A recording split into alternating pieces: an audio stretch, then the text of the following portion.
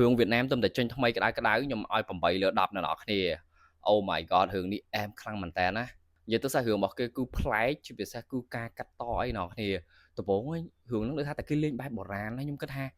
រឿងហ្នឹងរឿងចិនតាប៉ុន្តែមានអ្នកនរគ្នារឿងវៀតណាម Oh my god ល្អមើលខ្លាំងមែនតើអារបៀបថាគេធ្វើបែបបុរាណហើយសូម្បីតែអាទេសភាពអីហ្នឹងខ្ញុំដឹងថាគេថតផ្ទាល់ឬក៏គេកាត់តប្រើ green screen ទេតែនិយាយទៅគឺអែមឥតខ្ចោះហ្មងនិយាយមែនដូចថារឿងហ្នឹងគេនិយាយពីចង្គៀងខាប់ប្រឡឹងហើយមានការសងសឹកអីចឹងណាហើយគឺចូលទៅភពខ្មោចហើយនិយាយទៅគឺធ្វើអាហ្នឹងឡើងលួយហ្មងវាវាយមួយខ្មោចវាយអីយើងធ្លាប់តែឃើញអារបៀបមានខ្មោចហើយនឹងមនុស្សវាយគ្នាអញ្ចឹងរបៀបខ្មោចចេញមកមុខអាក្រក់នេះអត់អ្នកគ្នាគឺធ្វើប្លែករបៀបថាវាយមួយសម្ោអីចឹងណាញាក់សាច់ដែលសំខាន់គឺថាតួស្អាតខ្លាំងមែនតែនទាំងតួប្រុសទាំងតួស្រីគឺថាញាក់សាច់ពិសេសគឺកំ pl ែងស្ងួត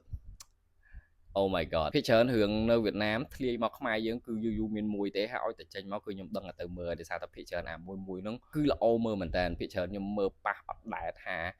មានល្អមើលទេ Yes Bye